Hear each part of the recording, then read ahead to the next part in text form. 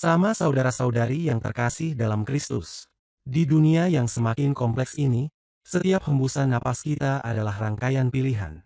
Namun ironisnya, kegelisahan terbesar kita seringkali bukan terletak pada pilihan kita sendiri, melainkan pada ketidakmampuan kita menerima pilihan orang lain. Kisah Maria dan Marta yang tampak sederhana ini sebenarnya menyimpan kebenaran abadi tentang spiritualitas pilihan manusia.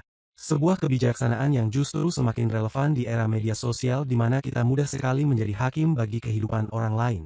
Marta yang sibuk melayani bukanlah gambaran kesalahan, melainkan representasi kecenderungan manusia modern yang terjebak dalam 3 ilusi, yakni pertama, ilusi produktivitas, bahwa nilai diri diukur dari seberapa sibuk kita. Kedua, ilusi kontrol, bahwa kita berhak menentukan bagaimana orang lain seharusnya hidup. Ketiga, ilusi penilaian, bahwa gaya hidup kitalah yang paling benar. Yesus tidak menolak pelayanan Marta. Dia menolak semangat penghakiman yang muncul dari kegelisahannya.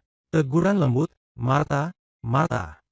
Itu sebenarnya adalah undangan untuk berhenti sejenak dari hiruk-pikuk aktivitas, dan sebuah undangan untuk menyadari bahwa hidup bukan kompetisi kesibukan, juga sebuah undangan untuk menerima bahwa ada banyak cara untuk mencintai Tuhan. Kisah Greta Thunberg, gadis remaja dari Swedia, yang memilih melakukan aksi mogok sekolah di depan parlemen demi menyuarakan perubahan iklim, yang diberitakan oleh CNN dan BBC di tahun 2019 sangat relevan dengan kisah Injil hari ini di mana merupakan contoh sempurna bagaimana dunia modern masih bergumul dengan sindrom Marta. Saat remaja 16 tahun itu memilih, duduk diam, alih-alih masuk kelas. Dunia terbelah antara yang mengagumi dan yang mencibir. Padahal esensinya bukan pada metode protesnya, melainkan pada keberaniannya untuk setia pada panggilan hatinya meski berbeda dengan arus utama.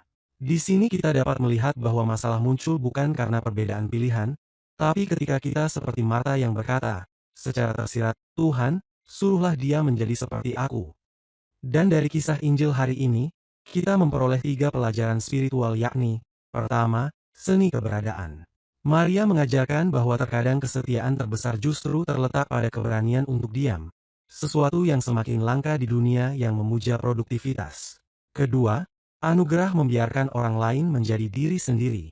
Seperti kata filsuf Kierkegaard, kehidupan yang paling menyedihkan adalah hidup yang mencoba menjadi orang lain.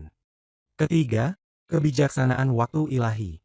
Terkadang kita dipanggil untuk menjadi Marta yang melayani, di saat lain dipanggil untuk menjadi Maria yang merenung. Keduanya sah dan sakral. Yesus tidak meminta kita memilih antara menjadi Maria atau Marta. Dia mengundang kita untuk menemukan kedamaian dalam pilihan kita sendiri, dan kedewasaan dalam menghargai pilihan orang lain. Sebab pada akhirnya, kita dipanggil bukan untuk menjadi sempurna menurut standar dunia, tetapi untuk menjadi utuh di hadapan Tuhan. Dan, tugas pertama kita manusia adalah menemukan jati diri kita, dan yang kedua adalah menerima bahwa orang lain menemukan jati diri mereka dengan cara berbeda. Maka hari ini, baik kita memilih untuk duduk diam seperti Maria, atau sibuk melayani seperti Marta, lakukanlah dengan sepenuh hati, tanpa perlu membandingkan, apalagi menghakimi. Karena yang terpenting bukanlah apa yang kita lakukan, melainkan kasih yang kita taruh dalam setiap pilihan kita. Semoga bacaan Injil hari ini dapat menginspirasi aktivitas dan kegiatan kita hari ini.